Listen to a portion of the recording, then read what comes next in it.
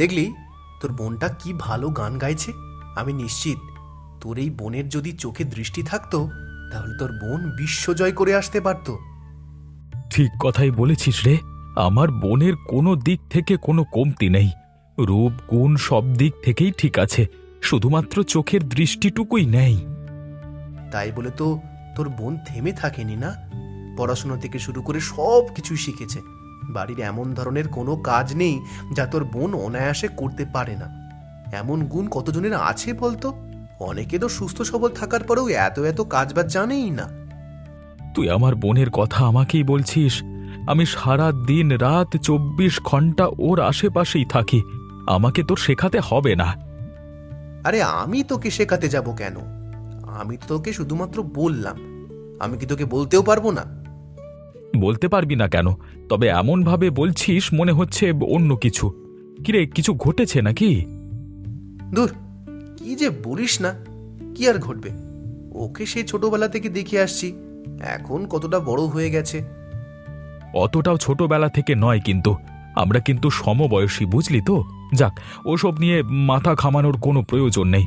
তুই তোর জীবন নিয়ে ভালো থাক, এটুকুই আশা করি।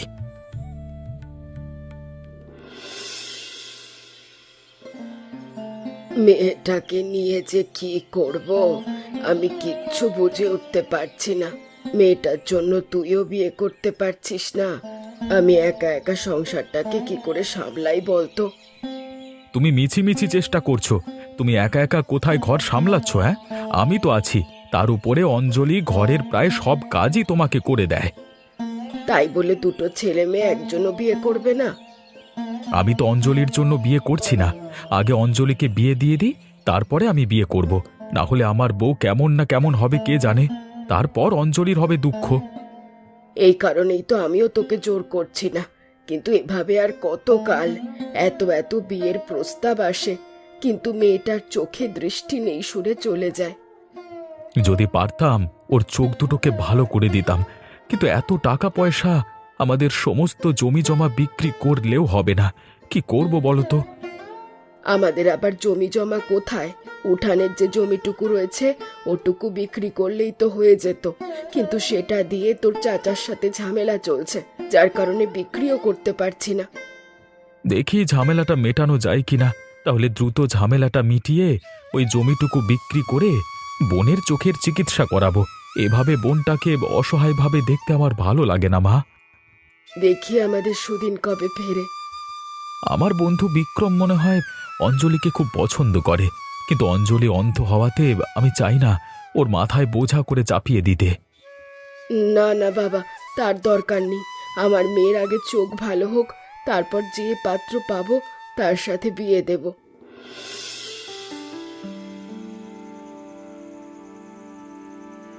শোনো গিন্নি, ওই উঠানের জায়গাটুকু যদি আমরা বিক্রি করি তাহলে আমাদের বেশ কিছু টাকা আসতে পারে।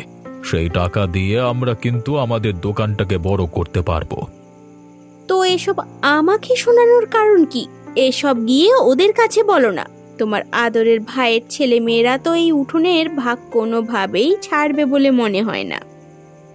নাচ হারলে কিভাবে কেড়ে নিতে হয় সেটাই আমি এবার দেখাবো। এতদিন অনেক ভালোভাবে বুঝিয়েছি, এখন যখন ওরা বুঝতে চাইছে না, তখন এবার আমি জোর করেই হাতিয়ে নেব। ওরা কখনোই দেবে না। উঠানে একটা পেয়ারা গাছ আছে না, ওই পেয়ারা গাছটা হলো ওই অন্ধ মেয়েটার পরাণ। তাই ওই পেয়ারা গাছ কাটবেও না, আর ওই জায়গা আমাদেরও কোনোদিনও হবে না, বুঝলে তো? তাই নাকি? তাহলে ওই পেয়ারা গাছটিকেই আগে কেটে ফেলতে হবে। আমি সেটাই করব। আগামী কালকেই লোকজন ভাড়া করে নিয়ে ওই পেয়ারা গাছটাকে আগে কেটে ফেলবো। বেশ, তাহলে সেই কথাই রইল। আগে ওই পেয়ারা গাছটাকে কাটবো, তারপর ওই জায়গা আমরা নিজেরা করে নেব। জায়গা নিজেদের করে নিয়ে যত দ্রুত সম্ভব জায়গাটা বিক্রি করে দেব, হাতে অনেক পয়সা আসবে গো। আমি তো সে কথাই বলছি, চিন্তা করো না তুমি, সব কিছু ঠিকঠাক হবে। তুমি শুধু আমাকে কিছুটা সময় দাও। সব কাজ তো আর তাড়াহুড়ো করে হয় না, কিছু কাজ পরিকল্পনা করে তারপর আগাতে হয়। ঠিক আছে, ঠিক আছে, তোমার ওপরে না হয় আমি ভরসা করলাম, দেখি তুমি কবে এই কাজে সফল হও। তবে মনে রেখো, উঠানের ওই জায়গাটুকু কিন্তু আমার চাই, মানে চাই। না হলে কিন্তু আমি তোমার সাথে ঘর করব না, এই বলে দিচ্ছি। কিরে, তোকে তো এখন আর তেমন দেখাই যায় না। সারাদিন কি ওই অরুণের বাড়িতে পড়ে থাকিস নাকি? তোর কি জীবনে আর কোনো কাজ বাজ নেই? আমার আর কি কাজ থাকবে বলো? আমি একটা বেকার মানুষ, আমি ঘুরিয়ে ফিরে খাই, এই তো। সেটা না বলে অন্য কথাও তো বলতে পারিস। এটা বলতে পারিস না যে অরুণের বোনটাকে তোর বেশ পছন্দ, সেই বোনটাকে রেখে অন্য জায়গায় কাজে যেতে মন চায় না? ছি, এসব কি লজ্জার কথা বলছিস?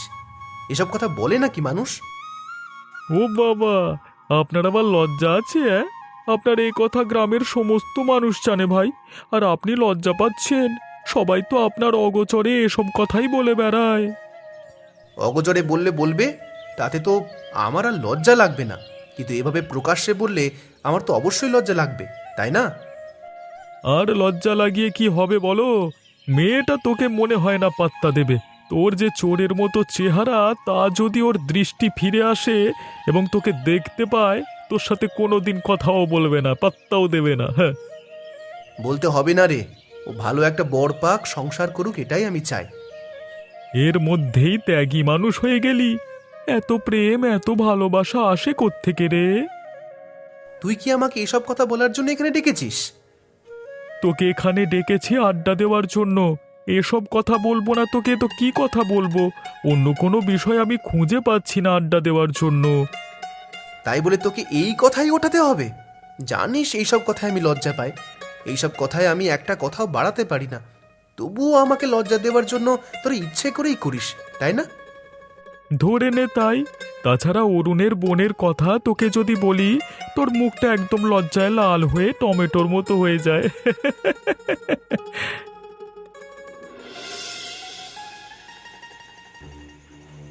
শোনো মশাই, খুব ধীরে ধীরে কাজ করবে, যেন কোনো শব্দ না হয়।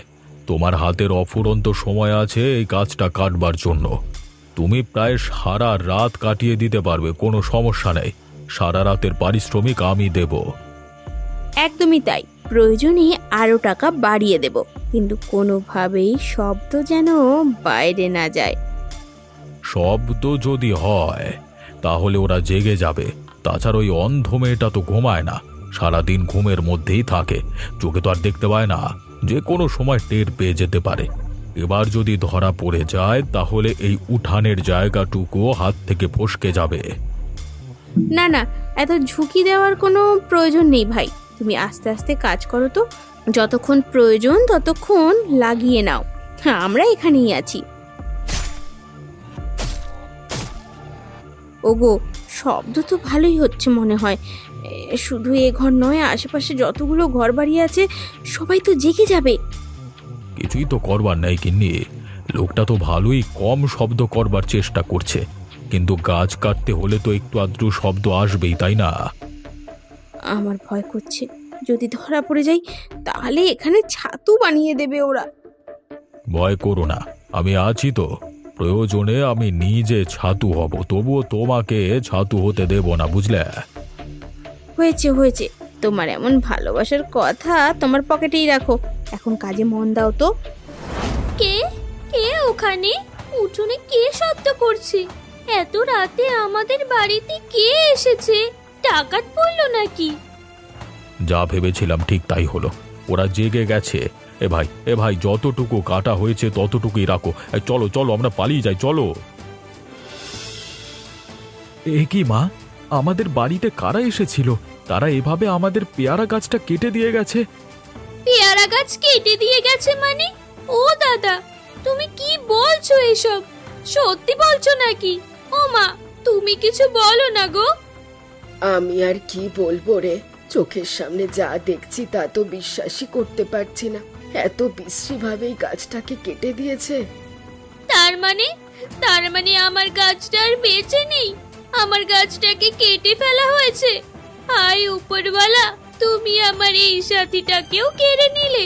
ছোটবেলা থেকে তুমি আমার একটা সাথীকেও আমার কাছে রাখোনি, আর এখন এখন এই পেয়ারা গাছটাকেও কেড়ে নিলে। আমি কি দোষ করেছি? কাঁদিস নে বোন, কাঁদিস নে। আমি তোর জন্য আরেকটি পেয়ারা গাছ এনে লাগিয়ে দেব। না না না, ওই গাছটাই আমার প্রয়োজন। ছোটবেলা থেকে ও আমার সাথী ছিল। আমি কত কিছু এই গাছটার সাথে ভাগাভাগি করেছি। আমার সুখ দুঃখ সব কিছুর ভাগিদার এই গাছটা। আমরা আর কি করতে পারি বলো? আমরা তো আর জানতাম না এমনটা হবে। আর তাছাড়া কারা এমন কাজ যে করেছে? আমিও সেটা বুঝতে পারছি না। আমরা কাদের এত ক্ষতি করেছিলাম যে তারা আমাদের এত বড় একটা ক্ষতি করে দিয়ে গেল। তারা কি লাভ পেল বলো তো? আমি আমার গাছটাকে ফেরত চাই। আমি আমার গাছটাকে ছাড়া কখনোই বাঁচতে পারবো না। আমি আমার সখীকে খুব ভালোবাসি। তোমরা দয়া করে ওকে আমার কাছে এনে দাও, দয়া করো।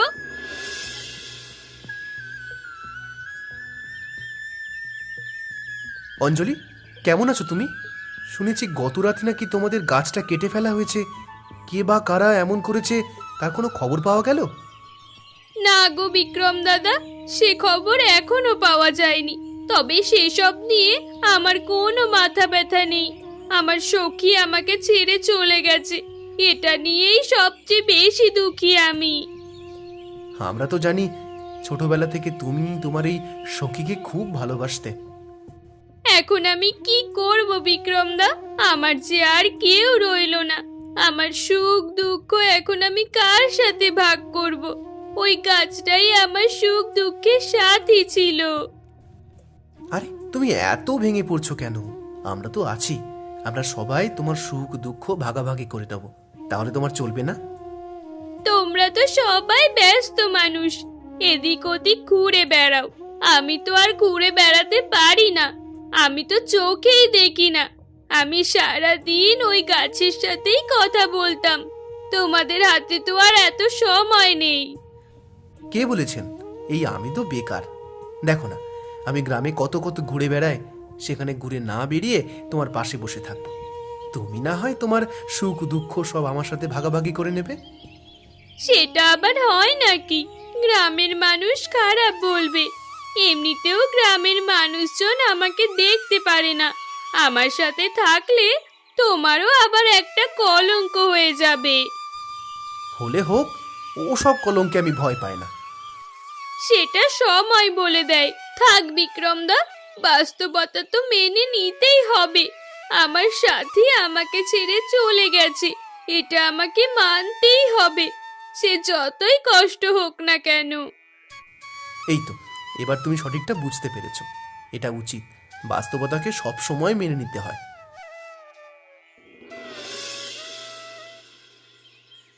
চাচা, ও চাচা, আপনি কোথায় গেলেন? বেরিয়ে আসুন, একটু কথার প্রয়োজন আছে। এই জমির ব্যাপারে একটু কথা বলবো আপনার সাথে। কি হলোটা কি? এত চেঁচামেচি করছো কেন? জমির ব্যাপারে আবার কি বলতে এসেছো? আমি কিন্তু এই জমি ছাড়বো না। ছাড়বেন কি ছাড়বেন না সেটা তো পরে দেখা যাবে। আগে এই জমির একটা সুরাহা তো হওয়া উচিত। এভাবে আর কতদিন ঝুলিয়ে রাখা যাবে? হ্যাঁ, আমিও সেটাই চাই। হয় তোমাদের হবে জমি, না হয় আমাদের হবে জমি। এভাবে ঝুলিয়ে রাখা উচিত হবে না। আপনি তো জানেন হয়তো গতকাল রাতেই আমাদের পেয়ারা গাছটা কেটে ফেলা হয়েছে। এখন আমি চাইছি আরো বেশ কিছু পেয়ারা গাছ লাগাতে। এখন আপনি বলুন। না না, কোনো পেয়ারা গাছ লাগানো চলবে না।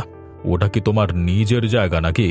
ওই জায়গার সাথে আমারও জায়গা জড়িত আছে। আগে সিদ্ধান্ত নেওয়া হোক ওই জমি কার, তারপর গাছ লাগাতে পারবে। ও আচ্ছা, এই ব্যাপার। ঠিক আছে চাচা, আপনি কোনো চিন্তা করবেন না।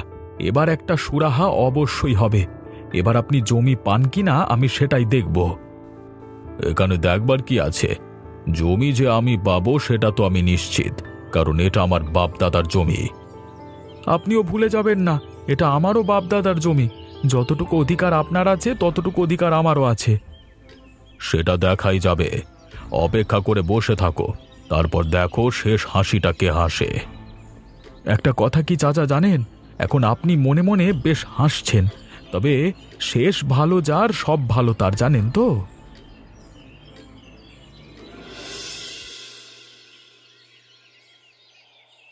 ব্যাপারটা কি হলো বলো তো? গ্রামের সবাই আমাদেরকে এমন নজরে দেখছে কেন? আমরা যে খারাপ কাজ করেছি সেটা তো এখনো প্রকাশ হয়নি, তাই না? প্রকাশ পাবে কিভাবে? এ কথা তুমি আর আমি ছাড়া কেউই জানে না। তাহলে অন্য কেউ জানবেই বা কিভাবে? তাছাড়া আমিও দেখেছি আমার দোকানে এখন আর গ্রামের তেমন মানুষ আসে না। হুট করে হলোটা কি? আমি দেখলাম আমার বাচ্চাদের সাথে গ্রামের অন্য বাচ্চাদের খেলতে দেওয়া হচ্ছে না। আমি কারো বাড়ি যেতে পারছি না, কারোর সাথে কথা বলতে গেলে সবাই মুখ ঘুরিয়ে চলে যাচ্ছে। ব্যাপারটা কি? তুমি আছো তোমার সেই চিন্তা নিয়ে, এদিকে আমার ব্যবসায় লাল বাতি জ্বলে গেছে। একজন খদ্দেরও আমার দোকানে আসে না। আমি যে কিভাবে ব্যবসাটা চালিয়ে যাব সেটাই তো বুঝতে পারছি না। আমি নিশ্চিত ওরাই কোনো গন্ডগোল করেছে। ওদের গন্ডগোলের কারণে গ্রামের মানুষজন আমাদের সাথে সম্পর্ক বিচ্ছিন্ন করতে চাইছে। এটা তো হতে দেওয়া যায় না। আমরা গ্রামের থেকে বিচ্ছিন্ন থাকবো কিভাবে? আমি চাই ওরা বিচ্ছিন্ন হয়ে যাক, ওরা এই গ্রাম ছেড়েই চলে যাক। যাই করো না কেন, কিন্তু এখন কিছু আর করা সম্ভব হবে বলে তো আমার মনে হচ্ছে না। কারণ গ্রামবাসীরা ইতিমধ্যেই সম্ভবত আমাদেরকেই সন্দেহ করছে, বুঝলে তো? সন্দেহ করলে করুক, সন্দেহ করেছে, সত্যিটা তো আর জানতে পারিনি।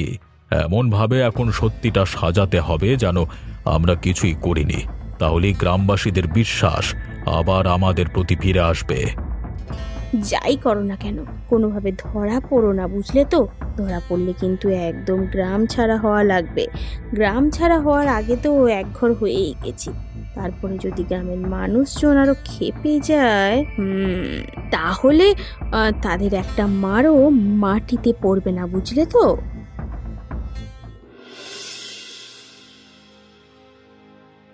ডাক্তারবাবু, কি দেখলেন বলুন তো? বোনটার হঠাৎ করে কি এমন হয়ে গেল? ওর মাথায় এত যন্ত্রণা হচ্ছে কেন? দেখুন, আপনারা খুব দেরি করে ফেলেছেন। ওর চোখের চিকিৎসা অনেক আগেই করতে হতো। ও শুধু অন্ধই নয়, চোখের সাথে ওর মস্তিষ্কের কিছু সমস্যা হয়েছে। তাহলে আমরা এখন কি করতে পারি? আমার বোনকে কোনোভাবেই কি ঠিক করা সম্ভব হবে না? অবশ্যই সম্ভব হবে। এখনো যদি চান তাহলে মস্তিষ্ক সহ আপনারা চোখটাকেও ভালো করতে পারেন, তবে সেটা বেশ কিছু টাকার প্রয়োজন, টাকার প্রয়োজন হতে পারে। টাকার প্রয়োজন হলে হোক, সেটা নিয়ে আপনি চিন্তা করবেন না। কত টাকা লাগবে সেটা আপনি আমাদেরকে জানিয়ে দেবেন। আপনি সবকিছুর ব্যবস্থা করেন। কি বলছিস তুই? এতগুলো টাকা তুই কোথায় পাবি? আমাদের অবস্থাটাও তো দেখতে পাচ্ছিস।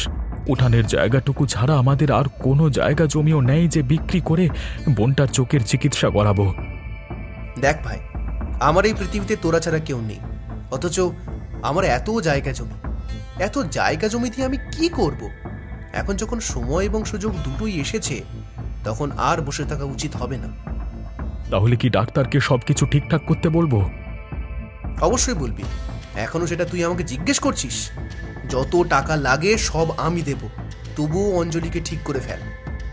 তাহলে ডাক্তারবাবু, আপনি সবকিছুর ব্যবস্থা করুন। আপনি আমার বোনটাকে সুস্থ করে দিন। যত টাকা লাগে আমরা দিতে রাজি।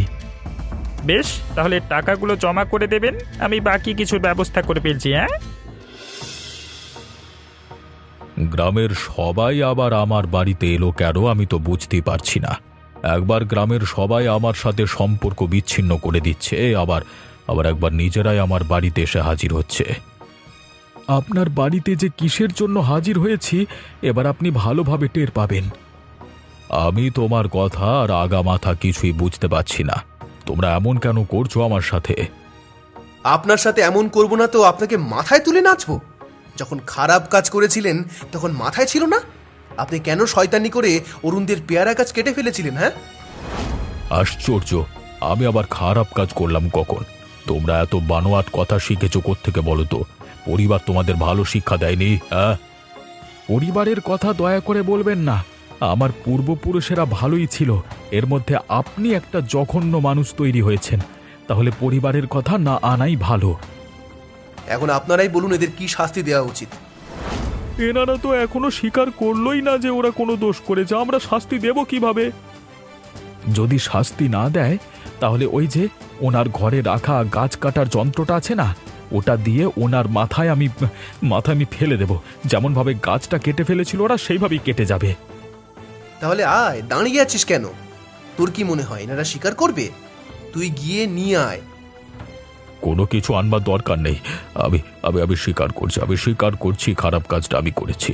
তোমরা সবাই আমাকে ক্ষমা করে দাও। আপনি যেহেতু স্বীকার করেই ফেলেছেন, তাহলে আপনাকে তো অবশ্যই শাস্তি পেতে হবে। আমাদের গ্রামে এমন ধরনের কোনো অন্যায় কাজের কোনো ঠাঁই নেই। আজকে থেকে আপনারা এক ঘরে হয়ে থাকবেন। গ্রামের সবার সাথে আপনাদের সম্পর্ক বিচ্ছিন্ন হলো।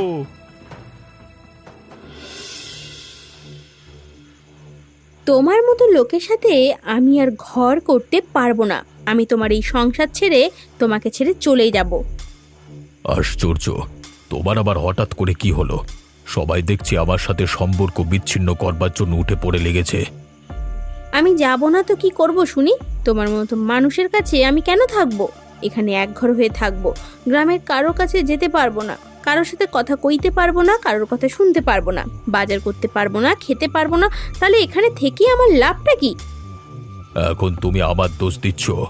যখন পরিকল্পনা করছিলে তখন তো তুমি আমাকে পরিকল্পনা করতে বাধ্য করেছিলে, এবং গাছ কাটবার সময় পর্যন্ত তুমি আমার কাছেই ছিলে।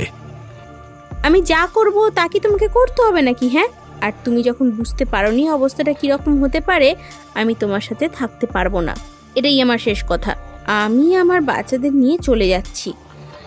তোমাদেরকে নিয়ে যে কি যন্ত্রণায় পড়তে হলো। তোমরা মহিলা মানুষ একটাও ভালো নয়। প্রথমে বলো একটা, পরে করো একটা। গিরগিটির থেকেও দ্রুত রং বদলাও তোমরা। হয়েছে, তোমার কথা বলা শেষ হয়েছে? হ্যাঁ, আমি গিরগিটি। আমরা গিরগিটির মতো রং বদলাই। যখন সেই রং ধরে আমি চলে যাচ্ছি। তুমি থাকো তোমার এমন সংসার নিয়ে। মাথা গরম করো না, মাথা ঠান্ডা করে একবার ভাববার চেষ্টা করো আমরা এই পরিস্থিতি থেকে কিভাবে বের হতে পারি। তা না করে তুমি সে কখন থেকে বকবক করিয়ে যাচ্ছ। বকবক করবে না তো কি করব শুনি? হ্যাঁ, তুমি যাই বলো না কেন, আমার একটাই কথা, আমি তোমার সাথে থাকছি না মানে থাকবো না। আগামীকাল সকালেই আমি এখান থেকে চলে যাব।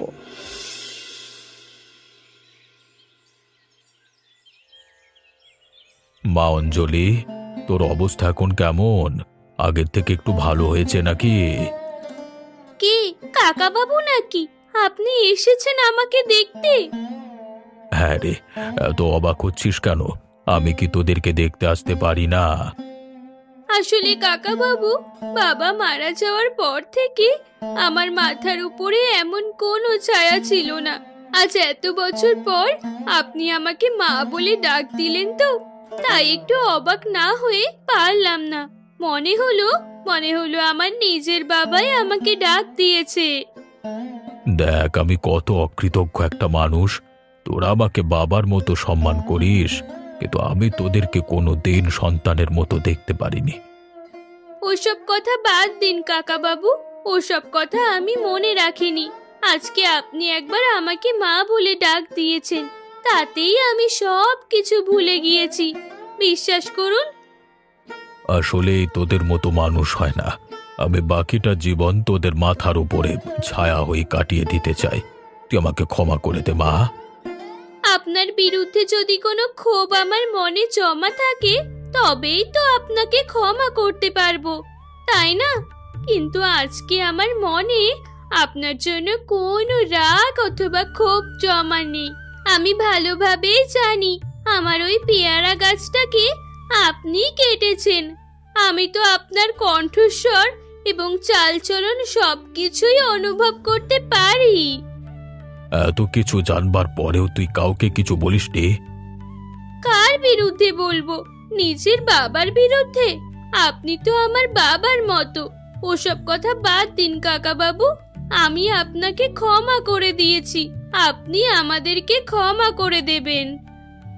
ঠিক আছে মা, আমিও তোদেরকে ক্ষমা করে দিয়েছি। আজকে থেকে আমরা আবার একত্রে বসবাস শুরু করব, যখন তোর বাবা বেঁচে ছিল ঠিক তেমন ভাবে।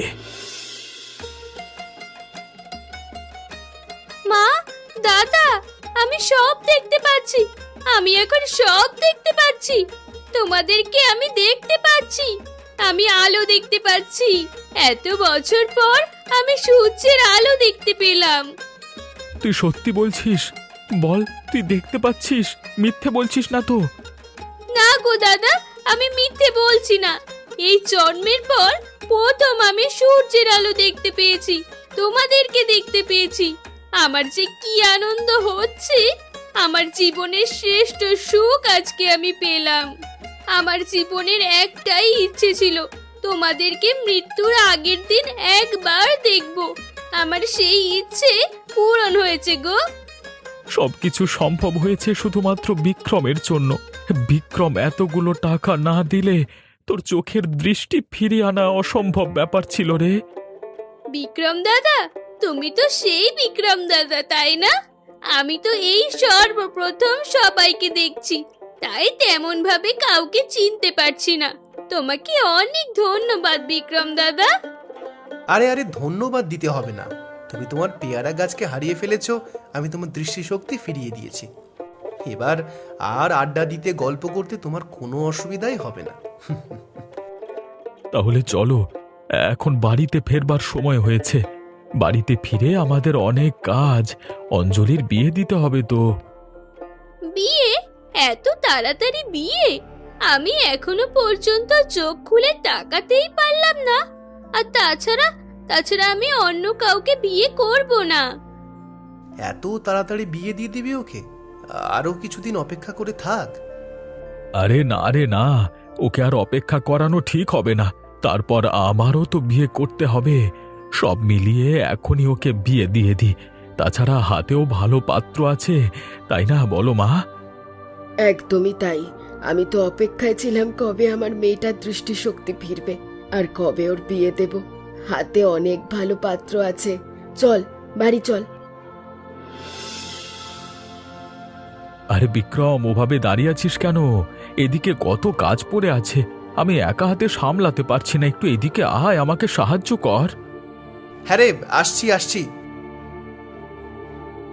কিরে, কতটা সময় হয়ে গেল এখনো বরযাত্রী এলো না? ব্যাপারটা কেমন লাগছে না? কেমন আবার লাগবে? বরযাত্রী আসবার কি প্রয়োজন? বর তো আমাদের বাড়িতেই আছে, তুই দেখিস নি? আমাদের বাড়িতে আছে মানে? এটা কেমন ধরনের কথা বলছিস? অরুণ তো ঠিক কথাই বলেছে। বর তো আমাদের বাড়িতেই আছে, আবার বরযাত্রী আসবে কেন? আমি আসলে কোনো কথা বুঝতে পারছি না। ওরে বোকা, কি ভেবেছিলিস তুই? তোকে আর অঞ্জলিকে আলাদা করে আমরা অঞ্জলিকে বিয়ে দিয়ে দেব? তুই তো বর। আমি মানে সেটা কিভাবে সম্ভব? কিভাবে সম্ভব না? তোর কাছে গেলে আমার বোনটা যে ভালো থাকবে, অন্য কারোর কাছে গেলে থাকবে না। আর তাছাড়া তুই যে আমার বোনটাকে কতটা ভালোবাসিস সেটা আমি ছাড়া অন্য কেউ জানে না। ঠিক সেই কারণেই তো আমরা সবাই মিলে পরিকল্পনা করেছি তোমার আর অঞ্জলির বিয়ে দেব। কি বাবা, তুমি রাজি তো? কি রে অঞ্জলি, খুব তো মন খারাপ করেছিলিস বিয়ের কথা শুনে, এখন খুশি হলি তো? এমনই মজার মজার গল্প দেখতে আমাদের চ্যানেলটিকে সাবস্ক্রাইব করতে ভুলবেন না। আচ্ছা বলো তো বন্ধুরা, এই গল্পে একটা গাছের নাম রয়েছে, এই গাছটার নামটা কি?